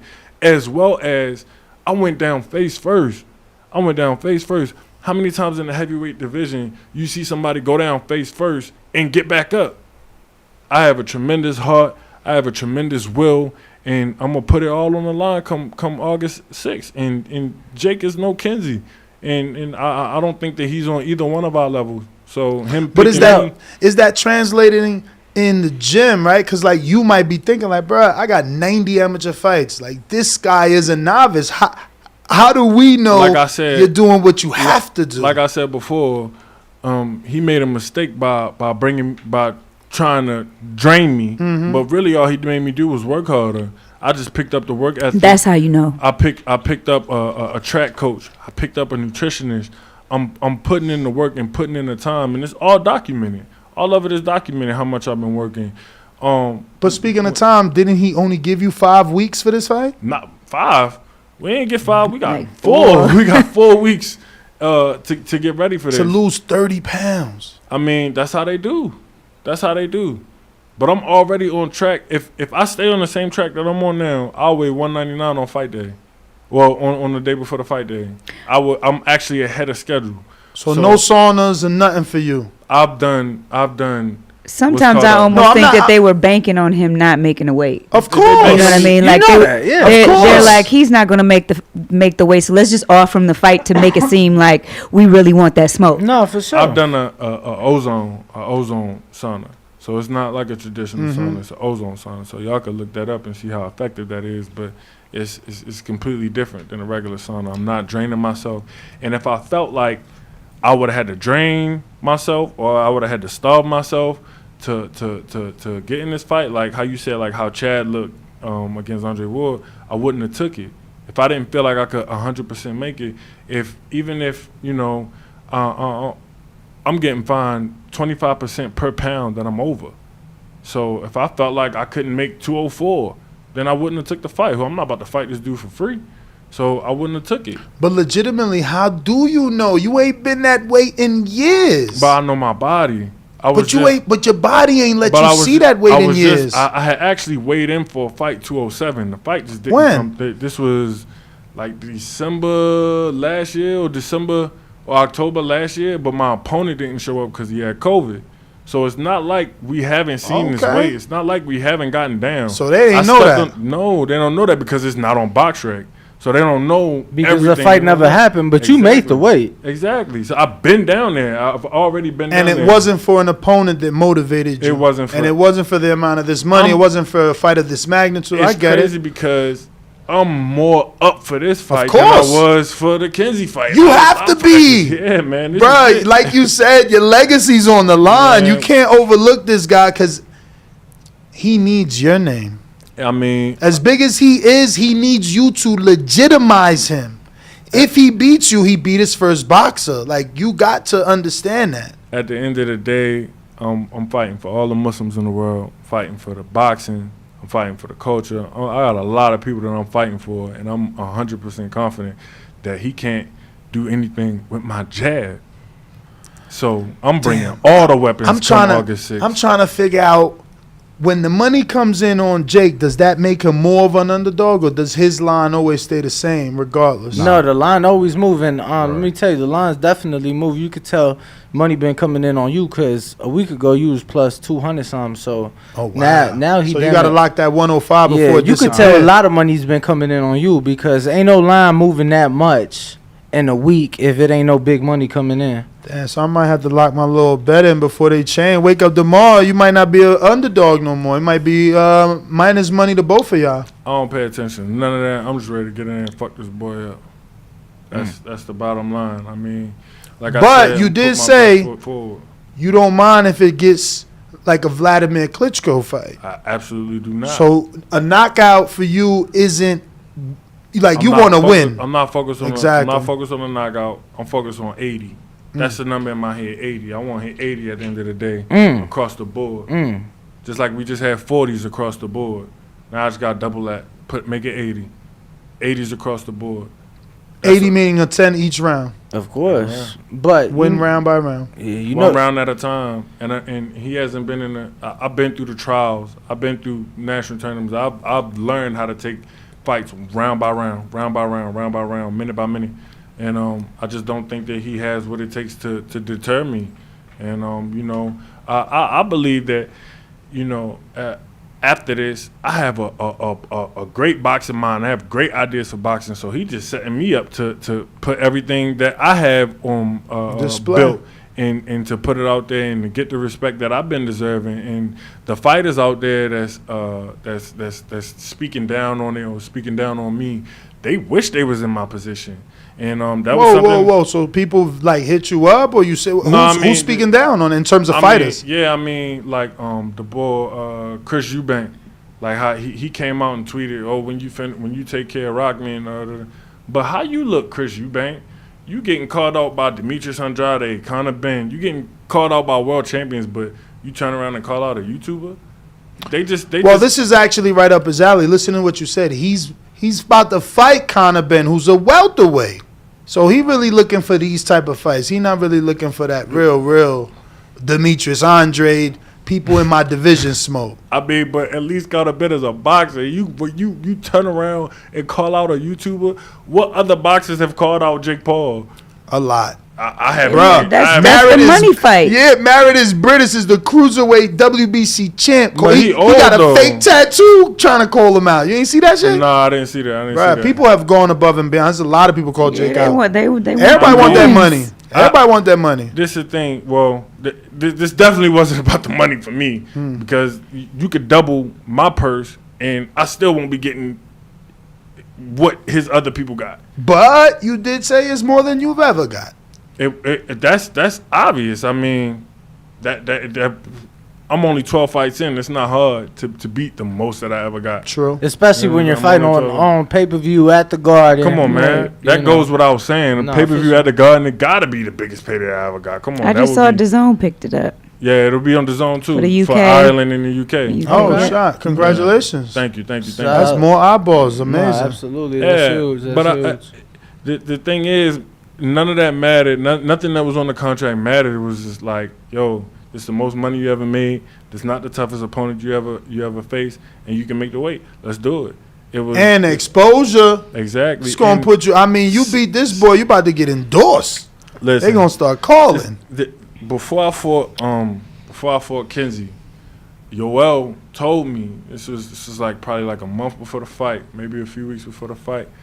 And he was like, you know, I think we need like 3 or 4 more fights before we fight this kid. And I'm just looking like, nah, man, nah. I knew what I was gonna do. I knew I was gonna be, you know, much better than him skill wise. I knew it.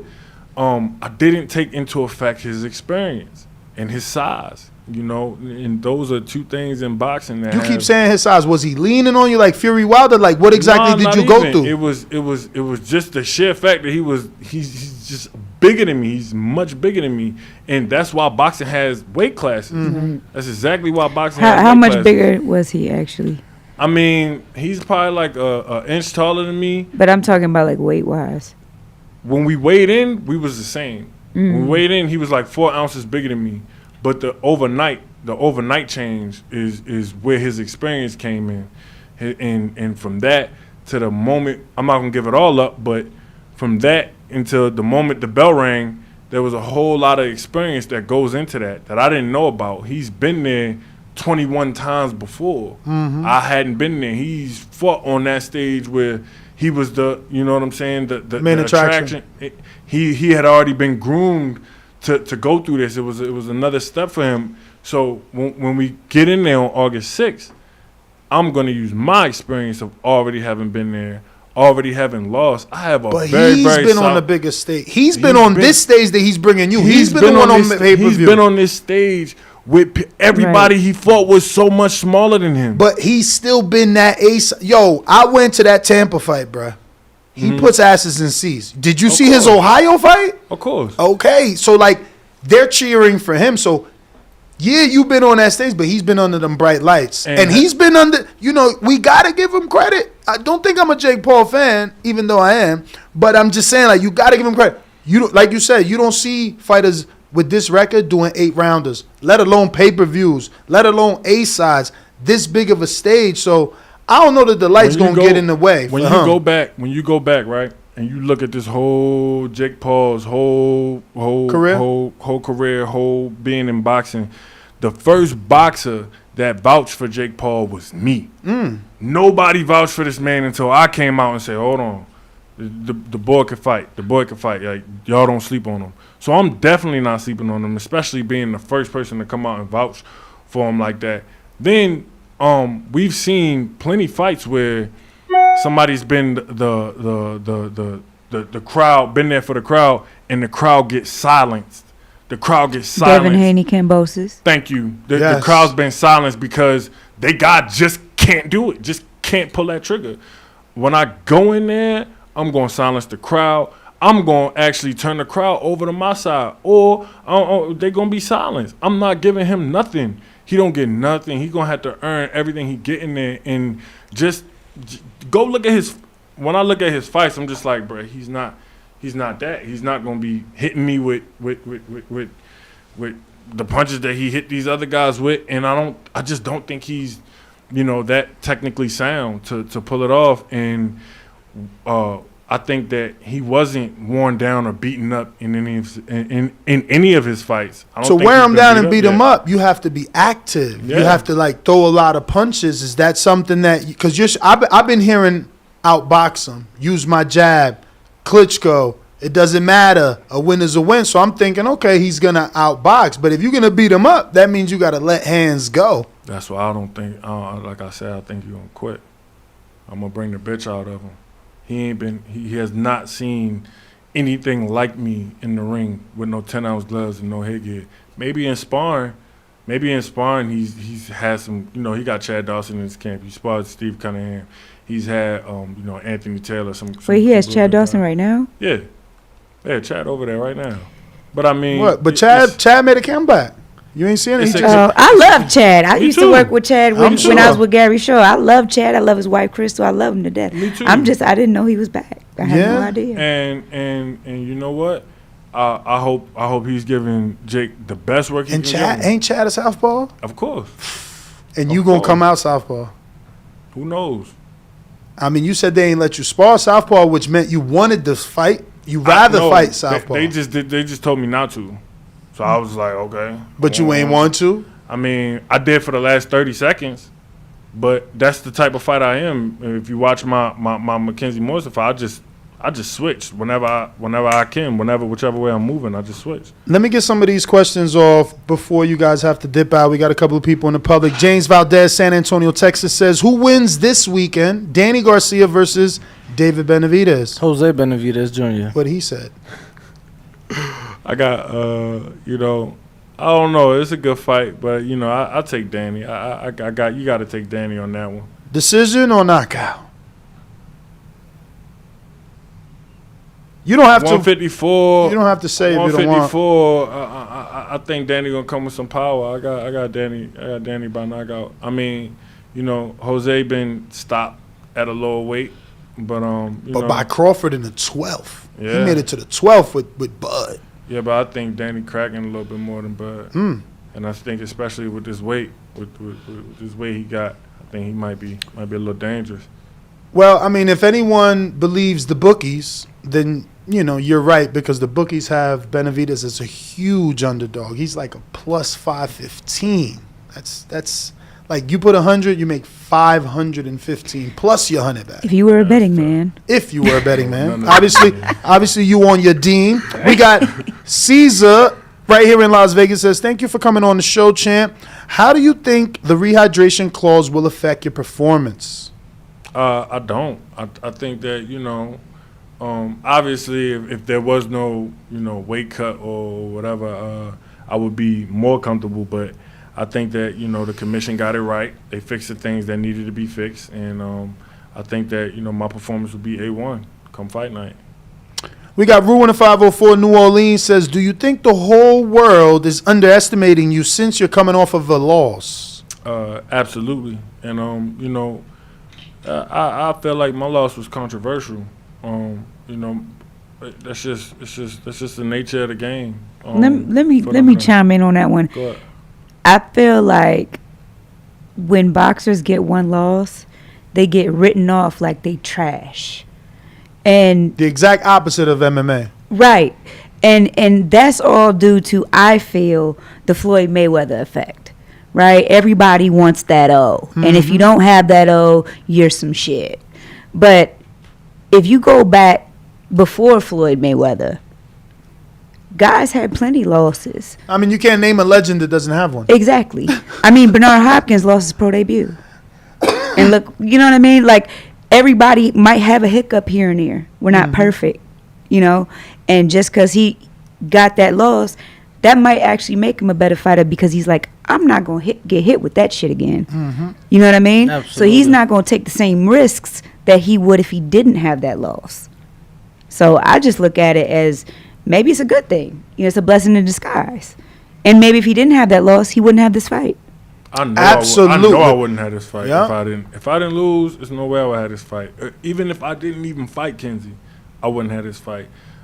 Just because of the fact that I would be undefeated. I don't think that they would have took that risk. I know they wouldn't have took that risk. Like I said, he never said my name. No, this is a big leap, He man. never said my name until it was Not time just for me that, to but say You for got sure. over a said dozen fights, don't you? Don't you have a dozen fights? I got 13. 13 now, but you were also saying that you and Kenzie got the same manager, and obviously he's the one that won the fight. So it's like if you really wanted to make that big of a statement, you would assume T would have went for him, right? Because he Exactly. beat you. Exactly. I mean, I don't look at it. I still think it's a big. You're elite, bro. You're a son of a legend. You have legit pedigree. The blood that goes through you is true boxing blood. You have 90 something amateur fights. It's still a huge jump for his ass. He's not supposed to be in the ring with you. You know it I'm on gonna paper. And On That's paper? why I've been putting in the work to go ahead and show it. I mean, it's credit to my team, man. I have an amazing team. And, they all came together. We all got in sync for this very fast. And, I just felt like, they made a huge mistake. And they're not going to realize it until it's too late. When did you go to your father about this opportunity, and what was his initial reaction? He couldn't believe it. And immediately I went to him. But he couldn't believe it. And then, I kind of took some time. And right after I got off the phone with him, I was like, called him right back.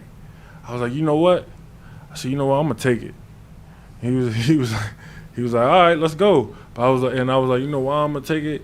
I said, it's absolutely no way that any time in your career they would have offered you to fight Jake Paul, you would have said no. And I'm your son, so let's go knock this boy out. Speaking of you being his son, you I like how you held He looking all over. Like, who's that talking? Yeah, I know the producer behind behind the TV. I've been holding it for a minute, but I like how you held yourself at the actual press conference. You ain't really falling to the gimmicks and games and things. Like, you held yourself pretty well, and you got the same demeanor as your pops too. It's like a no bullshit type demeanor. Like, you ain't playing around. You dead serious out here. You good at being yourself. I mean, good at being yourself. I got to thank my father for that. Him and my mom, they raised me to be humble, and Shout out Crystal. to know that everything that happens, it's not him, it's not my father, it's not me. Everything that happens is from Allah. So I'm just thankful to Allah that to give me this opportunity and to prove that I am a great fighter, and that's what I'm gonna prove.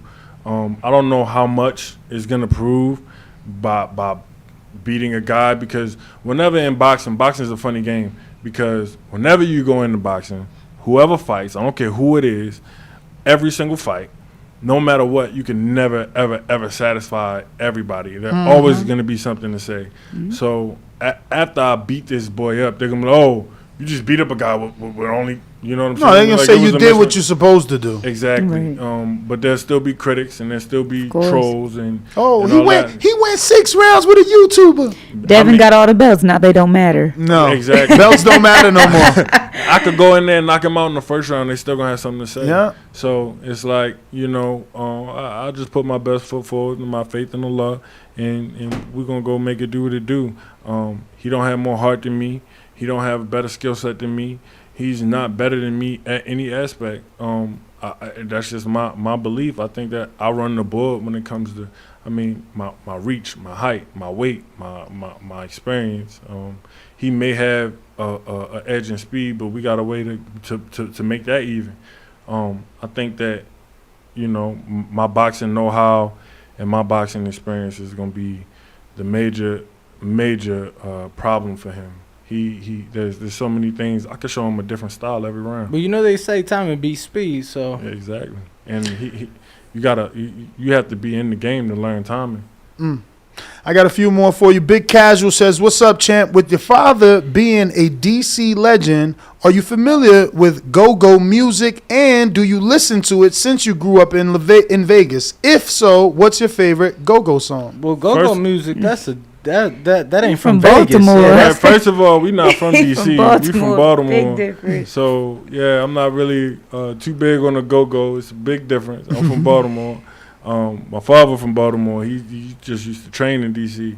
But yeah, I don't have no go-go hits for you. No go-go. I actually like go-go. Actually, okay. Give him a hit. Give him a go-go hit. Hey, that one that no, Adele, the Adele version of the Adele song. I'm gonna have to look it up. I don't know. No, what's the real famous Adele song? He know what I'm talking about. There's one Adele song, like one of her first hits. I know Adele because and they remixed it go-go. That's my joy. I know Adele because she date what's his name? LeBron's man. Like that's how I Rich found Paul? Yeah, Rich Paul. That they together, right? I'm not sure. Yeah, Rich Paul and Adele, that's the thing. Yeah, I don't know. Yeah, I used to have a little townhouse in Largo. I don't know nothing about go-go. I got a few more. So next one is from Young Tigre in San Antonio that says, can you break down Nate Robinson and Ben Askren? Yep. Boxing attributes. I mean, it wasn't many. And they those guys were, people who came from backgrounds that were not boxing. So, they weren't. And then they both got, I think Nate got knocked out in the second round and Ben Askren got knocked out in the first round. Right. So it was not very much to see. So can't really take too much from those fights. Jake done what he's supposed to do.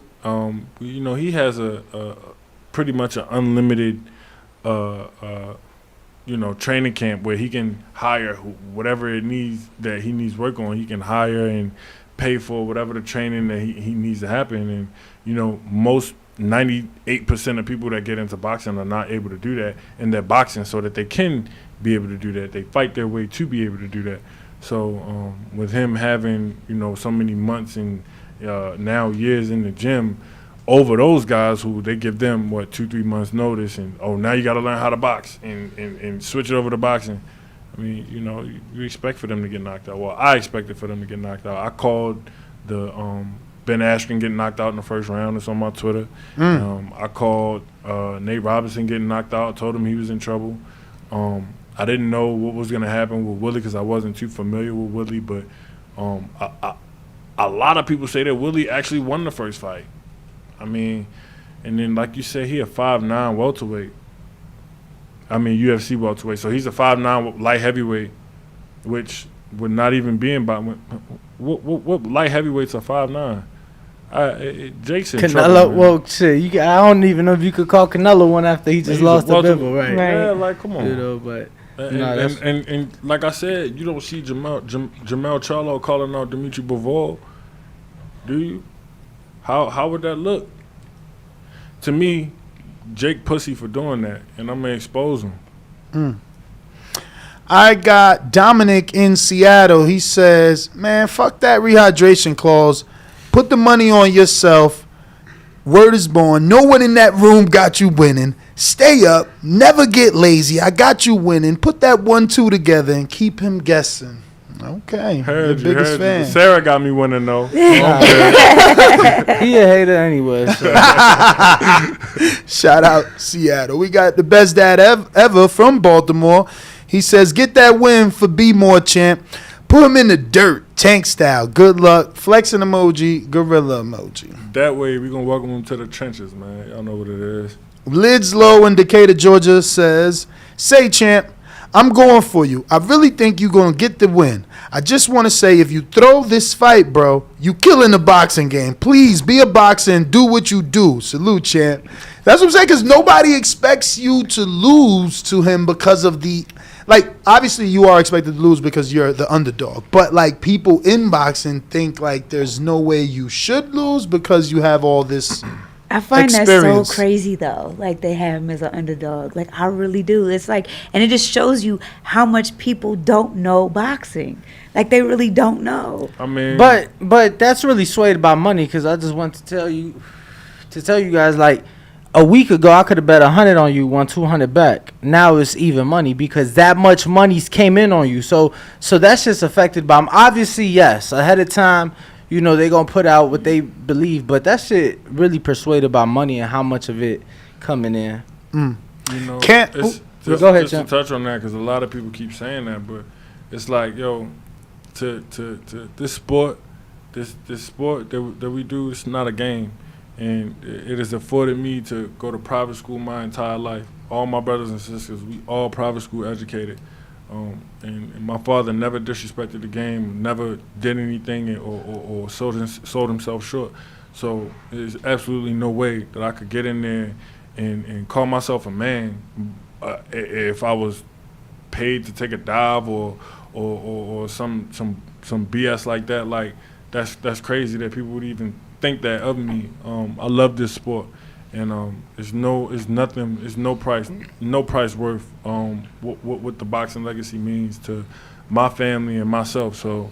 And then on top of that, if he did try to do something like that, I would expose him, and I think he know that. So He ain't taking a dive for the amount of money he was offered. That's That's for sure. If they offer something like 10, 20 million, I'll be like, that's not even one. You know what I mean? If he was setting up his family for life, like some generational wealth. I mean, but 10, 20 million, not something that my family ain't seen before. But you ain't gonna sell your soul. Never. And I couldn't get in there with, I have aspirations to fight for world titles. I didn't have aspirations. I wasn't even thinking about fighting no fucking Jake Paul. I want to fight for world titles. Like I said the last time I was here, I want to fight for the Bridgeweight world title. I wasn't thinking about fighting no Jake Paul. This is just an opportunity that was afforded to me, and I'm gonna take advantage of it. I'll tell you what, you beat him, I bet you Rivas will give you that shot real quick. Rivas going to be interested in putting on the and show. his card just got canceled, too. He was going to defend it. Yeah. It did. The one in Colombia. The one in Colombia. He was going to defend it for the first time. I was looking forward It was to actually going to be another title fight on that card, but regardless, that shit got canceled. So, Yeah, so that opportunity is right there for you. We got Canna in Nebraska. He says, in your last bout, it seems you gassed a bit. What have you done to increase stamina? Hey, Sarafina. Hey, no, what me? Goddamn it! No, he's just saying. I'm like, who say hey? No, I mean, he's saying hey to you. Oh, hey, honey. It's, Like, what me increase the stamina? my last fight, it was inexperience for me. That was the reason why my tank did what it did, and it was a error in preparation. I bought in. If you want to know what I've done to aid my cardio and my stamina, I bought in a nutritionist and I bought in a track coach. So those two things I believe are going to be a major difference, as well as things that I've changed in the gym, as far as the boxing gym and the strength and conditioning gym. So my team, they changed everything all around. So Shout out Derek, right? Yeah, shout out Derek Jackson. Derek Jackson, Coach Jordan, Augie Sanchez. That's your first time working with Derek? Yeah, for a camp. Yeah, this was my first time working for him for a camp. But yeah, Yoel Judah, Kevin Henry. We got shout out Coach Kevin too. A whole host of my team is very tight, and I work with all of them almost every day. So my team and my dad's the head of the whole. And you train camp. at night, right? I train at morning, afternoon, and night. I'm on the track 5:30 in the morning. But Boxing boxing gym at night. Boxing gym at night, yeah. Boxing gym at night because the fight's at night. Mm-hmm. We've heard Floyd say that. Info Joe in California says, thanks for coming over on the TBV. What's the best advice your father gave you about boxing in general? Good luck in your fight. Thank you. And, my father always, tell me to keep focused, stay focused. That's the main thing because, he'll tell me like, yo, look, Devin, Shakur, Earl, Boots, none of these guys got anything that you can't do. You just got to focus. And, I see it come true. And I think that, he's right. There's not something that I've been challenged to do in the ring that I haven't been able to adapt and go do. So, I feel like with my last fight, like I said, it was an error in preparation. Or I would be right there with these guys. And, I look to be with them one day. Raise the world title one day. And that's my goal. Shout out to Tank and shout out to Shakur and Devin and all these fighters that I've trained with before that, I know what it takes I know what it takes to do in the gym. I know what it takes to, have my faith right and go in there and, become a world champion. So I'm gonna do that. So how many fights did you have at super middleweight? I never fought Never? super. What's the lowest you fought? Because when I was going back and forth with Ibn, he was making it seem like you've been low before. The lowest I ever weighed for a fight was probably like 193, 192. Okay. Even in the amateurs? Yeah, in the Okay. amateurs. That was in the amateurs. I never Okay, weighed 190 yeah, nothing yeah. in the pros. And the pros was Yeah. 211. Okay. Well, I guess officially, but Right, like you officially, said, you stepped on that scale lighter, and that was recently too. So That was I was supposed to fight.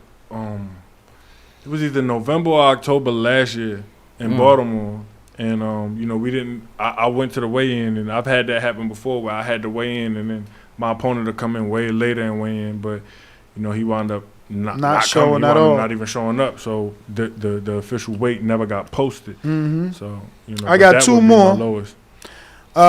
Big Supermax in Plainview, Texas says, was there any bad blood with the Mayweather camp after the lawsuit from the Doghouse Sparring All Access? But you can't talk about that, I believe y'all said already, right? Right. Moving forward, King Amin in Essex, New Jersey said, peace, champ, and good luck in this fight. No questions, just get it done. Thank you. Champ. I'm focused. I got it. let's go. With the salute emoji. So those are all our questions from the people. If you have any social media you want to give out. Y'all go follow me on Hasim Rahman Jr. Go follow Sarah at Sarafina, the artist. Sarah, when you gonna paint us a beautiful piece? I got you. I see you got all that art in the gym, man. You need a we need a piece. we need a Serafina Sure. We piece. need one for the studio. Word, yeah, And right. one for the gym. So, I got you. So I seen you post the other day, one of the females you're working with that just got into the top 10. Can you tell us a little bit about her, and should we be looking out for her? Which one, Elham? I just seen it on your story, and you circled the ranking. Oh yeah. So Elham Khalid, I had her fighting in Dubai against Delphine Persoon. It was a very, very close fight. They gave Persoon the win, but that was her first loss. She's from France. Phenomenal boxer. Really, really good. I mean, I was super impressed. Had no idea she would bring that kind of heat to the table. I mean, Delphine Persoon arguably won the first fight with Katie Taylor, and she's just a dog, one of the best in the game. And Elham's up next, man. That girl could really, really scrap. She's beautiful, super marketable. She just hasn't had the exposure like a lot of these women haven't had, like Shadeja, for example. But I'm ready to put her on the platform, and she's right there for another shot at the title. Mauricio from WBC loved her. She was actually supposed to fight Baumgartner at one point, but Baumgartner got sick, so the fight got canceled for whatever reason. But go check her out, man. She's super, Who you super picking in talented. that fight? Baumgartner, Michaela. I actually really like Baumgartner. I think she's a phenomenal boxer. She's beautiful. Definitely. Word is born. She's a beautiful woman, man. I really love her. Michaela, I think that she gets better every fight. She's actually really impressed me. Her jab is great. She's really keeps people on the end of her jab, and she's just really, her skill level. I think Coach K is a phenomenal trainer. And Coach Al. Yeah, Coach Al. Coach Al Mitchell, yes, brings a lot to the table. And, I just think it's a really 50-50 fight. I don't really have anyone in that one. I think they both bring something special to the table. Alicia, she's got that great overhand. She's got that power. It's gonna be interesting, man. So, Rockman, I forgot. What? I won the Golden Gloves here in Nevada at 175. Oh, I see? forgot about that because it was so long ago. He texted you come two- on, nephew. I forgot what I did win the Golden Gloves here. I won the Nevada Golden Gloves, states and the regionals at 175. So that's definitely. It's crazy. a weight that I I'm made. more interested in this fight after this interview because I didn't know your amateur background was that extensive. Yeah, I won the Golden Gloves. So here. crazy that they're jumping into this fight. I won the Golden Gloves here, Wisconsin, and somewhere else. I forget where else, but I think it was one of those. Michigan. When I was in Northern Michigan, I won all those Golden Gloves, and I fought at when I was in Michigan, they wanted me to go down to 178, but I was so stubborn. I was like, nah, I can win it at 201. I just want to win it at 201. But I've always been, especially since I've been heavyweight, a lot of people that have been watching me for a long time be like, yo, you're a dominator at cruiserweight. Look at you. Like, you just be, when I went to Spa, I was boxing Garcia. He even told me, he was like, man, you go to cruiserweight, you can be the man. And I was like, okay, bet. But I stayed at heavyweight, and this was the first time the cruiserweight door opened for me, because I always was like, yo, it ain't no money at cruiserweight. I don't have no interest in it. Now, ironically, it's the biggest payday in my career gonna be at cruiserweight. So speaking of ironically, Benevides moving up to heavyweight. You seen that? August 20th, he's on the AJ card fighting Tyrone Spong. From Florida. I did see that. Heavyweight. Does Spung have a boxing record? Yeah, 14-0, but he hasn't fought since 2019. He's more known for kickboxing. Okay, yeah, I'm like, he came from somewhere else though, right? Yeah, I think he just got knocked out in kickboxing. I think Tabiti gonna do his thing in that one, and I think Michaela gonna do her thing when it's time for her to go. Oh wow, you picking Michaela? Yeah. Wow, what about Clarissa? Clarissa and Marshall. I think Clarissa gonna. I don't think nobody gonna beat Clarissa. Back to that Michaela though, is it because her activity? You think she's gonna overwhelm Bungana with activity? It may be a little personal, because me and Michaela been friends since college. Oh. We went to the same college. So. Okay. But I just I think her skill set and her will, that girl, she different. She different, and like she said, she get better every fight.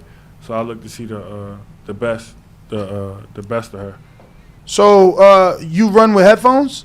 Sometimes, yeah. What do you use, like AirPods? Bose? Yeah. Oh, okay. Because our sponsor texted me. He wants you to have a set of these Kenichi Bear headphones. Yeah, just like that. So if you want, you can have these. I mean, they're also gaming headphones. Do you have any children? You could let him know that we also got a space on the trunks for him too, if you want. Okay. That way. You can also put this on his trunks. For the Jake Paul fight, maybe we could get that Kenichi Bear logo. He's actually an amateur fighter. He is. His father during the pandemic told him, obviously everything was shut down, school, all that. Thank you. So told him to come up with a business plan, and he did. And now he has, a couple amateur fighters and, just fighters across boxing. Yeah, Kamel Moulton, actually, who used to be at DLX. Kamel is up next. Yeah. I'm telling y'all. Yes, sir. I'm going to actually put it back on my Instagram, because I had to archive it. But this was like maybe, and it's crazy because when I talked to him about it, he didn't even remember. It was like, I think 3 or 4 years ago, I just so happened to be driving, and it was Father's Day, and I had pulled into a parking lot, like a random parking lot, and I see this little kid outside hitting the pads with his dad, and I was like, let me see if this kid real. Let me go see if this kid real. So I walked over. I was like, yo, can I get a little? His dad knew who I was, but he didn't know who I was. And Carmel was like, I'm talking about, he was like a little kid. So I got to work with him on the pads. I'm like, dang, he actually pretty nice. Let me go follow this little kid and da. And this is before I promise you, before anybody knew who he was. Yeah. Man, I think that Carmel is I think he next up, man. He got the total package. He definitely got it. And watch out for Carmel, and he's around the same age as my little brother. My little brother, I think, is a little younger than him, but they're gonna be coming up around the same time. Hasim Rahman, them two, man, they're gonna be doing a lot of damage out here. Sounds like Carmel gonna sign a Floyd though. That's hey, I mean, look at Tank. Look at Tank on his Twitter. But we're going to go ahead and wrap this up. Take a picture with you real quick. If you have kids, those are also gaming headphones. So, like, you could put a mic in them or take them off. Okay. Just I'll be on the PS5. Yeah, it come with a mic, too. So, yeah, it come with the mic. Yeah, so Danny loves them. Yeah, no, I rock them every day. I was going to say, I think we might be able to just wrap up. Yeah, I mean, we'll take that picture and do our thing. But sure. yeah, Sarafina, if you want to give out any social media. Oh, yeah, Sarafina _ the artist. Also, I want to make mention that I just signed Hollywood. Who, the champ? The champ. I seen you post that. I just signed Hollywood, the champ. She's fighting this weekend on Saturday. She took a fight on a week and a half notice.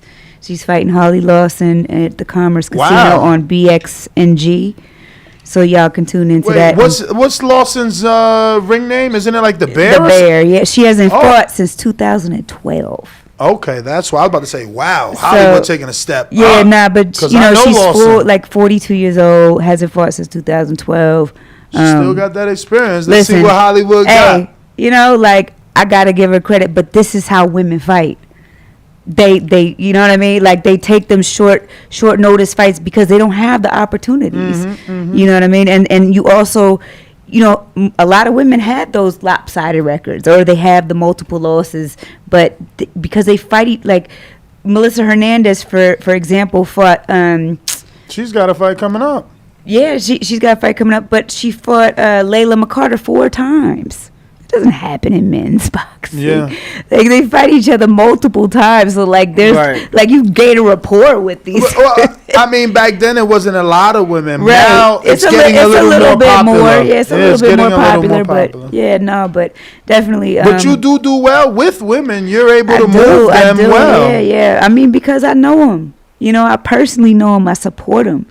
And because I know the grind. Like, I started. My girl Shadeja. Yeah, man, I'm so she I'm could be a about fucking Shadeja. star before she has a kid. Please, or some y'all crazy go shit, man. check out. First of all, Shadeja ain't having no baby. I mean, her wife had a kid. I mean, that's still one step at a time. That'll still slow her down. If the wife had the kid, it's the same thing. Right, but I think she's very focused, and she's definitely, on the straight and narrow path to Is she gonna get the fight Cruz, or would it be? I'm bringing her out to London.